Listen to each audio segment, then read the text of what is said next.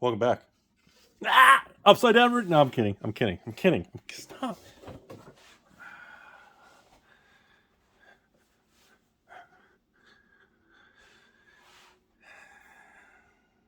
I don't think I've actually filmed with this background before. I don't think I've been in this particular location. Have you guys seen this background before? I don't think you guys have ever actually seen my 2019-2020 era stash. The Ikoria, between regular printing and first edition, infamous.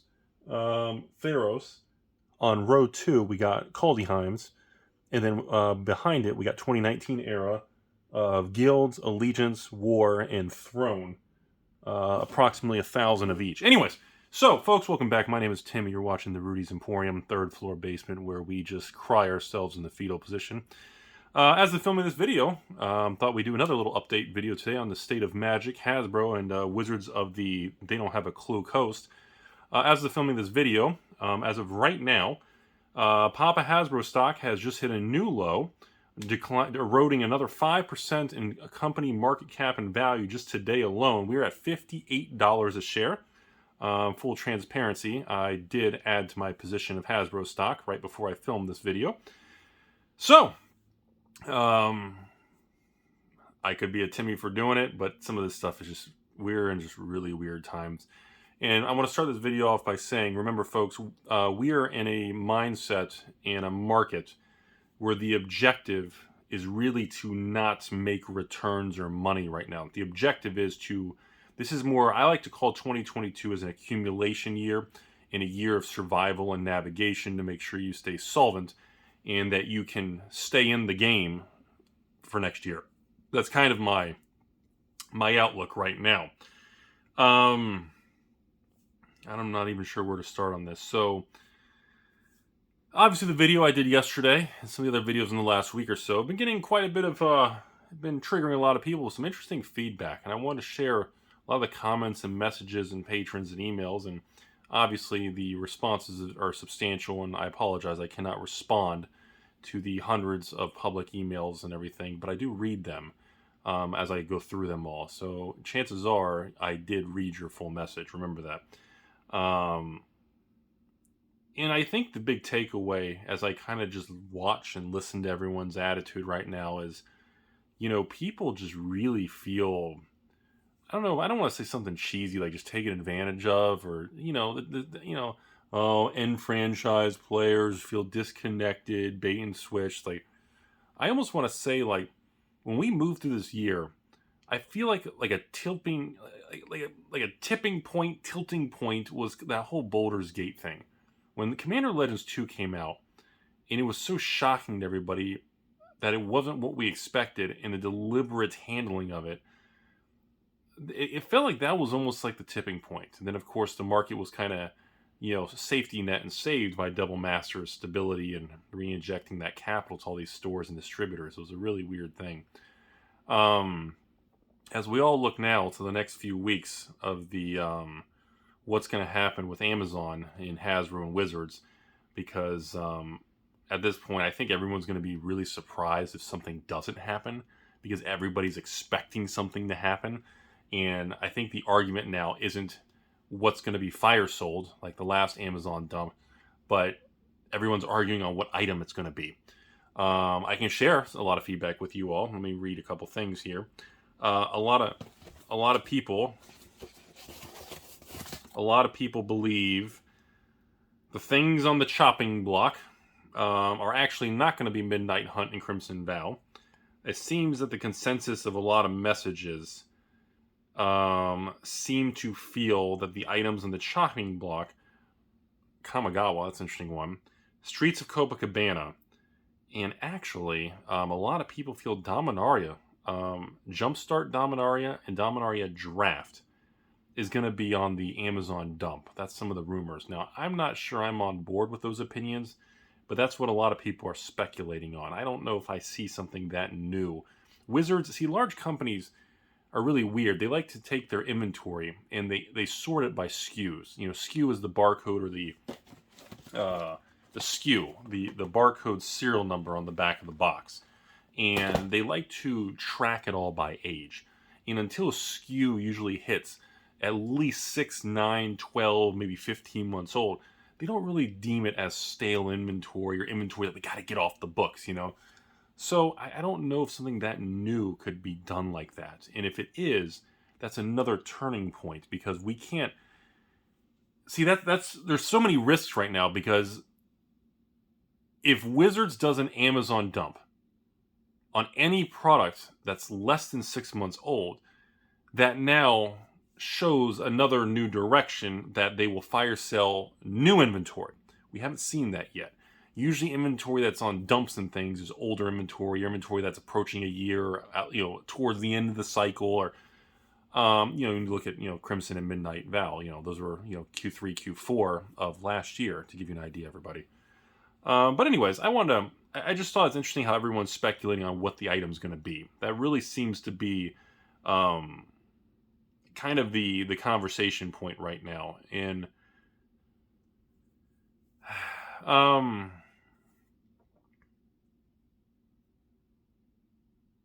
not really sure how to phrase this.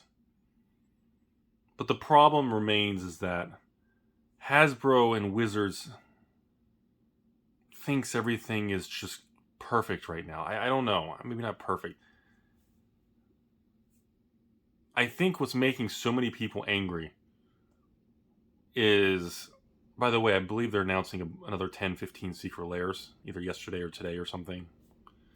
I think what's making everyone angry is just they're saying that Magic's better in record break. Everything's just the best. And it really rubs everybody in a very awkward way, because everybody feels like it feels dirty as a deliberate lie. Like they deliberately are saying, yeah, it's perfect, everything's great. And, a lot of interesting messages have been coming to me regarding, the impact of my videos and my actions. A lot of people have really been discussing it. And it seems to be having a bigger impact than I thought. These Magic Conversation Hasbro WotC videos are getting the highest reach that I've had on Magic videos in a long time. These videos are averaging almost 100,000 views within a week of me publishing these conversations, which is far above average for a Magic Conversation video. And I think it just shows the level of concern. And I know everyone's like, oh, Magic's great, positive this and that. I don't see it, but I'm telling everybody, the state of things is just, Magic's in just not a good place. It's really, really bad. And while the Rudy motto through 2020 and different things is to stay the course, that's because I liked the products, and I believe that, it's just an economic cycle. But what's happening now isn't related to Rudy stay the course through these ups and downs. This is a company shift in behavior. They are now changing Magic the Gathering. They want celebrities and different silly things in an ungodly amount of secret lair, and now we're on the verge of the first, Magic 30th, of selling randomized $1,100 tiny 4-pack boxes. Is the first, and I'm telling you, like I said in the other video, we have more coming next year. I would be very surprised if we make it through 2023 without another super mega premium high-end, direct-to-market randomized product. I think this is another new leg, because Wizards has always done this. They start slow, they do little drops, they step back and they watch everybody, and then they kind of move, they march forward. They did it with Ultimate Masters on the box toppers. They did it with the Viserai Seer with serialized cards 6 to 12 months ago. They always do a little drop in the pond, watch the ripples, and they go like this. All right, how's it look? All right, we're gonna move. They're known to do that, which is the problem with this stuff. Is that back in the day, like let's look at this here. I got this off camera. So like War of the Spark. This is a 2019 product in the Guilds and Allegiance era before everything became flashy. Obviously, looking back, there does not appear to be a need for this business model to have changed to War of the... There was no need for War of the Spark to have a draft, a set, a jumpstart, a commander, a collector. 5 main SKUs for a single set release. There's no need for that.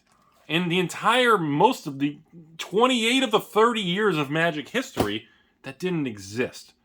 And things are changing so rapidly, and we have gone off the highway on this bizarre exit. I don't know if Wizards is... Well, let me restate that. I don't believe Wizards has any plans of backtracking, because in their eyes, everything's beautiful and rainbows and butterflies. And because of that, it's continuing to cause a lot of damage. I've said it many, many times. The amount of reduction on products being spent and ordered at the distribution to the store level is massive. It's massive across the board. Excuse me. The thing is, no one at these professional high-up levels are going to physically say anything or legally say anything. Everyone's going to say, yeah, everything's fine. Yeah, we're good. Everything's doing great. Everybody is kind of holding the line and kind of playing it off. And, I hate making these type of videos that are somewhat negative and jarring, but this stuff needs to be said, and nobody out there is having this type of conversation that the direction of what they're doing is not working. It's not going to work in the next 5 to 7 years. It's going to not work. Let me rephrase it. It's not going to work. I do not believe it will work. It's going to fail. It's the opposite of success. I do not believe what's happening is sustainable. Now, all this older shit, all this old stuff, I have zero concerns. I have any concerns on Dragons of Tarkir. I have no concerns on Conspiracy 1. I have no concern. Oh, here's a good one. I have no concerns on Magic Origins. I have no concerns on Amon Kitty Cat. These... And it's funny because a lot of those sets I just showed you were deemed not that great at the time. But we all didn't realize how bad shit can convert to. But Magic and the absorption of the secondary market on Wizards selling secret layers of a couple cards for $50, $100 and the rate they're going, it cannot work long term. It will fail. It will go to junk wax. It will... See, the problem with these things is I don't want to compare to like the stock market or crypto or real estate or whatever, but the thing is, once the fear takes over and we have, what happens when the day comes when a batch of secret layers completely fails? I'm talking somebody buys a secret layer for $99 and it drops to 60, 50, 40, 30. What happens when that day happens? Not if, but when that day arrives. And then it starts showing cracks, and we start to see this dissolving. Once that happens, just like Baldur's Gate, once that happens, the behavior changes permanently. Everybody's like this. And my personal theory, one of the reasons we've seen an acceleration of Secret Lair is because they look at only raw margins, and the margins on gross revenue to net profit is the highest out of any product SKU or product category in Magic Wizards of the Coast. I believe Secret Lair shows the highest profit margin, not the highest gross sales. And I believe they're looking at margins because essentially they are you cannot make the quantity of Secret Lairs. I can't keep track of them. I mean, if you want an honest piece of advice, one of the best videos on YouTube, when you watch Tulare Community College, Professor Brian, I love that man. I still want to give him a Bearscape hug. But when you watch his videos, one of the best, funniest things on his entire career of that YouTube channel is when he does his Secret Lair videos. New Secret Lair alerts! It literally takes any bad day, hurricane in Florida, political anger. You put the Brian New Secret Lair alert, we're all happy. But you can feel it in his videos. You can, besides the jokes and the fun, you can feel it. You can feel the unhappiness, the true, not anger, you can feel the pure disappointment from that man in that channel, in his life, in what he's built. You can feel it. And that is authentic. He really does care. And that man of what's going on is just like the rest of us. Pure and utter disappointment. And when you have everybody in agreement. But again, if you ask any of these approved sponsored Wizards people, yep, we're booming. Things are great. You know, and it's so depressing, disappointing, the ability for them to ignore and disavow any of these problems. You cannot, at the rate we're going, I think somebody told me, Secret Lair came out in like Q4 of 2019. So we had all of 2020, all of 2021. We're Q4 2022. So we're exactly 3 years Secret Lair has existed. And if we roll that forward another 3, 4, 5 years, at the rate Secret Lair has been releasing in the quantity of packages, in the quantity of cards, we are talking, I mean, we're going to be approaching over 1,000 Secret Lairs within probably 30 to 40 months from now. The sheer volume is so astronomical. If the average Secret Lair has 5 cards, and you have 1,000 Secret Lairs, that's 5,000 Magic, supposedly different cards, unique Magic cards being just dumped on the market at secondary market prices by the corporate mothership, that word. I mean, this is not sustainable, folks. You know, you can't, and then bringing in sports players, celebrities, movie stars, musicians, you know, any of these things, well, I think they're cool people. This is not the path to fix the core problem. These celebrities are not going to fix all these millions of, I'm telling you all, millions of Magic players, collectors, and evil investors and 3% beautiful ladies are not happy. They are voting with their wallets, and the data and the declines are showing. And yes, it is your fault for being price sensitive. I said it. And yes, you know, Mark Rosewater, he honestly, the man could be getting groomed to be removed at this point.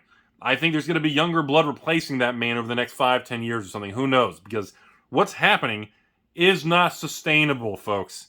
We cannot continue with endless amounts of releases that have, each release has 5+ variants that have single cards within the 5 product SKUs that have another 5 to 10 versions and framework and foiling and types and art.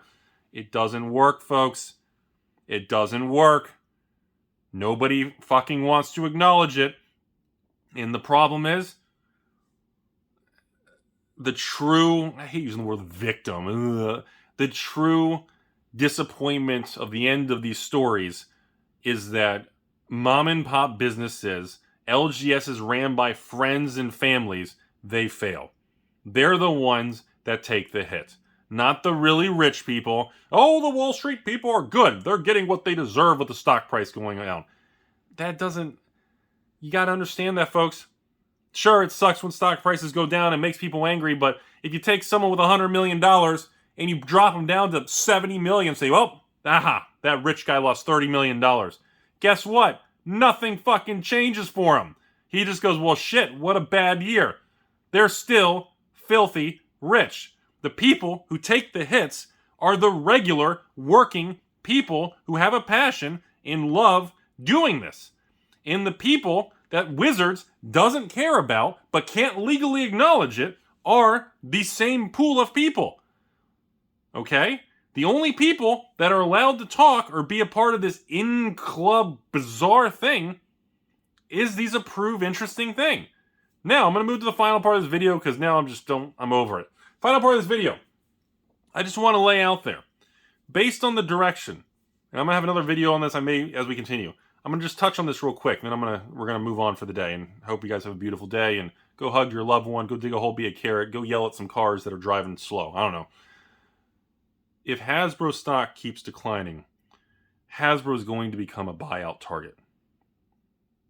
Whether it's a hostile takeover or another company, a sports card firm, a grading card firm, private equity, Hasbro is going to become a takeover target. The market cap of Hasbro is tanking. I think the market cap was what? 10 to 15 billion, 20 billion at the high? And I think market cap's what? 5, 6, 7, 8 billion now? As this stock price declines, it becomes easier and easier for someone to move in and get control of this company. That means that there's a very real chance that someone, oh, I don't know, don't hold me to this, not financial advice, guy with a funny haircut in my parents' basement, and we don't even have lights on because we cut the utilities off to save money because we're all in on going to zero. I'm just saying, big companies that deal with sports card, grading, movie firms. I mean, a lot of people have been chattering about this Disney thing. What if Disney buys a chunk of Hasbro? What if one of these sports cards companies, what if the Fleer, the Flares, the Marvel people, that some of these IPs in crossover? What if the competitors of some of these other companies, the Mattels that compete with Hasbro? What if some of these, there's so many unknowns. I mean, what's to stop? Some sort of, I don't want to say gambling, but, a sports cards, tops, fanatics, online casinos, gambling, a Pokemon, USA, a Nintendo. What's to stop some of these companies from taking a huge chunk or moving in at this beaten down, battered company? If a stock price gets very low, they become a target.